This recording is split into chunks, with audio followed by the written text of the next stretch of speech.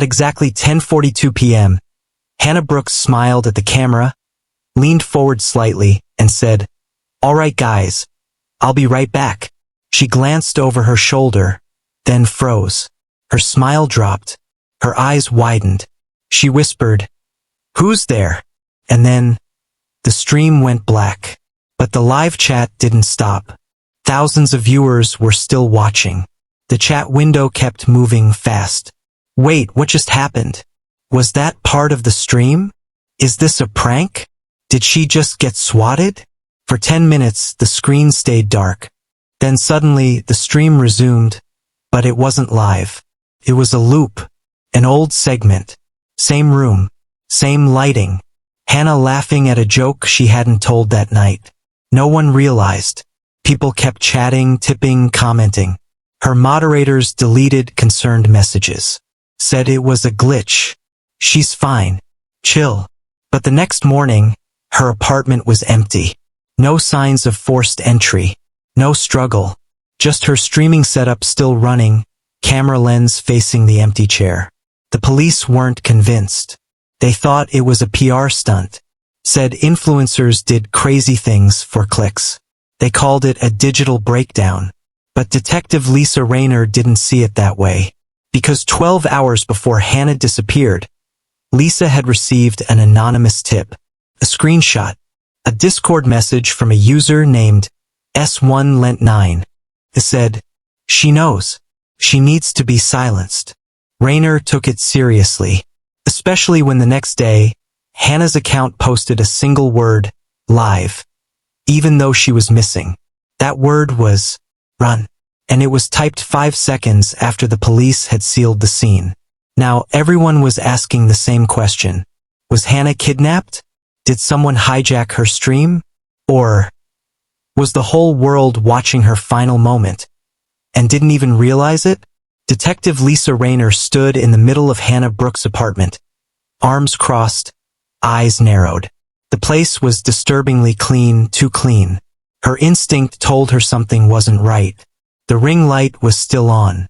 The streaming setup was still active.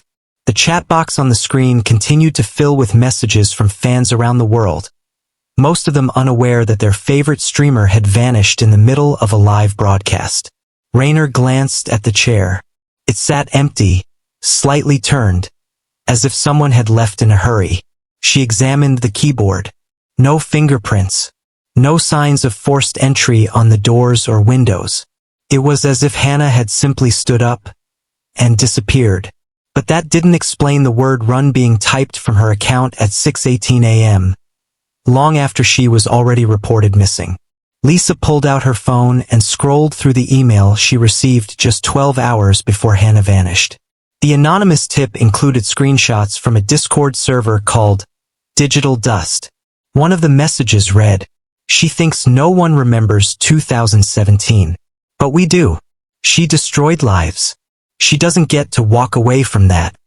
Lisa didn't know what happened in 2017 yet, but she knew the internet had a long memory and an even longer reach when it came to revenge.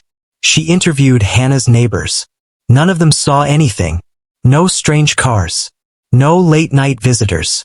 But one teenager across the hall remembered hearing a loud metallic click and a voice, low, mechanical, distorted, around the time the stream cut off. She said something like, "You're not supposed to fight it," the kid mumbled. Rayner's stomach turned. She began digging into Hannah's background. Publicly, Hannah was the face of cozy streams. Gaming, soft-spoken commentary, fan Q&As. She had a loyal following, a booming merch line, and sponsors. But privately, Hannah had almost no digital footprint before 2019. No Instagram, no Twitter history, just silence. Lisa traced her real name, Hannah Jane Connolly, a name that did appear in connection to an old cyberbullying case from 2017, a viral takedown of a teenage girl named Ava Marcus, who had been falsely accused of stealing content. The hate campaign against Ava had grown quickly. Doxing, harassment, swatting. Ava attempted suicide. She survived, but vanished from the public eye. The case had gone cold. Hannah's name wasn't officially listed as one of the attackers, but there were rumors, deleted posts, archived screenshots. Raynor pulled up a Reddit thread from 5 years ago. The person behind the Ava harassment still streams. Her name's Hannah Brooks now. She changed everything. Lisa leaned back in her chair. Hannah had rebranded, rebuilt, and risen to fame, on top of someone else's destruction. But now, someone had found her. Raynor contacted Hannah's former moderators. Most refused to talk. One, a girl named Mia, finally replied.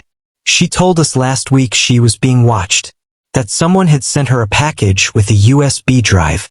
She didn't plug it in, just threw it away. Do you know where the drive is now?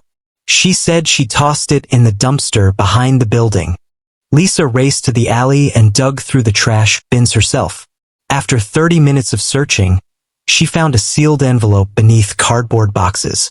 Inside, the USB, wrapped in black cloth, with a note. Watch it, then decide if she deserved to stay. Back at the precinct, Raynor plugged the drive into a secure system. A folder opened. Inside were dozens of screen recordings from 2017. Threads, posts, messages. Most of them traced back to Hannah using burner accounts. The usernames were different, but the writing style, references, and timestamps aligned perfectly. There were also voice recordings, clips of Hannah laughing, mocking Ava, saying things like, "She needs to log off forever." One less fake artist online. Raynor sat in silence. It was clear now. Hannah hadn't just been involved. She'd led the mob. The final file on the drive was titled, "She Doesn't Deserve a Platform." Raynor clicked it. It was a clip from Hannah's last stream, but from a different angle. A shadow stood behind her, unmoving, unseen in the official broadcast. It raised a hand. She turned, whispered, "Who's there?" And the screen cut. Raynor froze the frame. The figure wore gloves, but on the wrist a red woven bracelet. The same kind Ava Marcus used to wear in her photos before the incident. Lisa leaned back, her thoughts racing. Was it Ava? Or someone seeking justice for her? Whoever it was, they weren't finished. The next morning, Lisa sat across from Trey Morgan, a 26-year-old cybersecurity consultant and former streamer.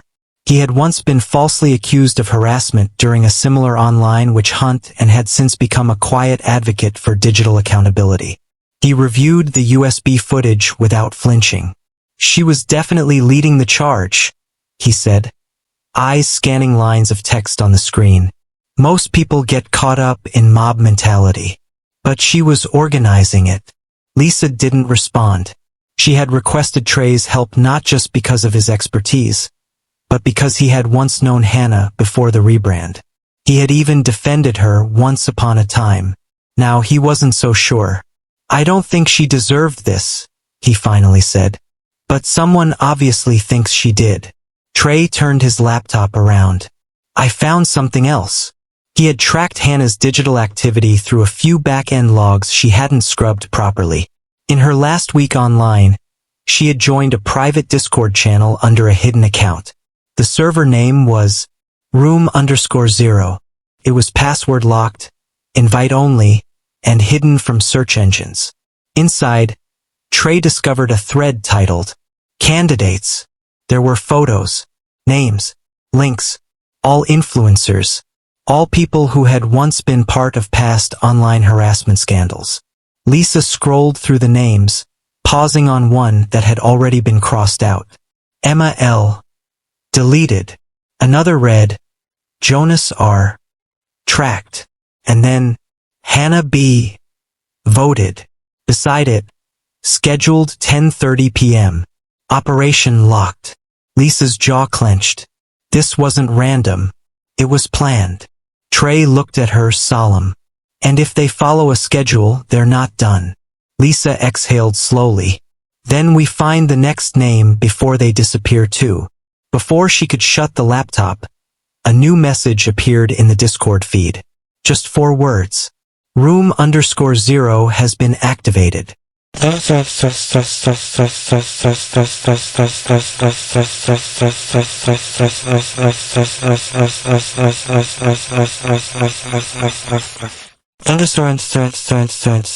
Trey sat in front of 3 monitors in his apartment, all tracking different threads, IP relays, and encrypted messages from room_0. Lisa stood behind him, arms folded, watching the digital web unfold in real time. "What does room_0 has been activated mean?" she asked. Trey shook his head. "Could be anything. A signal, a timestamp, a countdown. But one thing's clear, whoever's behind this has resources. They're not some kid in a basement." He clicked into a newly unlocked channel on the Discord server. The name, room_0_live. Inside were 8 usernames, no real names, no locations. Just code names, S1Lent9, Red_Echo, Judge_R0, and others. The messages were disturbing. Vote complete. Target confirmed. Room prepped. Clock starts now. This is justice, not vengeance. Lisa leaned in. They think they're the good guys. Trey didn't answer. His eyes were fixed on a message posted 2 minutes ago. It included a link to a private video stream. He clicked it. The screen loaded to a dimly lit room, empty except for a chair in the center and a camera aimed directly at it. No sound, no movement, just that eerie silence. And then a whisper. It wasn't live. It was a loop, just like Hannah's stream. Lisa's phone buzzed. An anonymous text with no caller ID. "Back off, or she won't be the last." She glanced at Trey. "They're watching us." He nodded. "Always have been." Later that night, Trey found a hidden folder within the Discord's backend, something even he wasn't supposed to access. Inside was a list titled, "Interferers." Lisa's name was on it. So was his. Lisa stared at it. "That means they're planning to silence us too." But it wasn't just a hit list. There were notes beside each name. Surveillance photos, GPS pings, audio transcripts. Somehow, these people had been listening for days, maybe weeks. Lisa spotted another name on the list, Ava Marcus. Status, unverified. Trey blinked. They think she's still alive? Lisa pulled up the DMV database. No death certificate. No official record after 2018. Her trail ended cold. Trey checked Reddit threads, old forums. There were rumors, claims that Ava had moved overseas, changed her name. One thread even suggested she'd been seen at a tech conference in Atlanta last year, under a different identity. Lisa zoomed in on the attached blurry image. Red woven bracelet, just like in the screenshot from the shadow behind Hannah during her last live stream. "Do you think it's her?" Trey asked. Lisa didn't respond. Her face said everything. If Ava Marcus had survived the online hate and returned, this time to lead a movement of digital vigilantes, the implications were massive. Trey leaned forward. "Then maybe this isn't about revenge." Lisa nodded. "It's about control. About making an example out of every face the internet refused to hold accountable." And just then, a new message appeared in room_0. "The clock resets. 2 days until the next stream." Trey traced the IP bounce. His face went pale. The location matches a small warehouse just outside the city. Lisa grabbed her badge. "Let's move." The warehouse sat at the edge of an industrial park, hidden between rows of rusting containers and broken-down trucks. The kind of place no one noticed. No cameras. No guards. Just silence. Lisa and Trey arrived just after midnight, headlights off. The front door was unlocked. Inside, it was colder than expected. A single room. Concrete floor. Thick black curtains covering every wall. In the center, a chair, bolted to the ground. A camera mounted overhead. A single light bulb swinging above. Lisa swept the space with her flashlight. Trey moved toward the computer console near the wall. A live stream interface was still open. On the screen, Live in 3 hours 28 minutes and 42 seconds. The timer was ticking. Beside the chair on the ground lay a piece of cloth, tied, frayed at the ends. A red woven bracelet. Trey picked it up slowly. That's hers, he whispered. Ava's. Lisa turned toward a shelf stacked with hard drives, cables, and envelopes. She grabbed one and opened it. Photos. Dozens of them. All the victims. All influencers. Each marked with a word. Voted. Removed. Erased. In the final folder, she found something else. A list titled, Originals. There were only 5 names. Hannah's was one. Ava's was another. The last 3 were blacked out. Trey moved to the computer and began digging. This server, it's broadcasting to dozens of dummy accounts. They're not viewers, they're voters. This entire operation is crowd-controlled. They vote, and someone acts.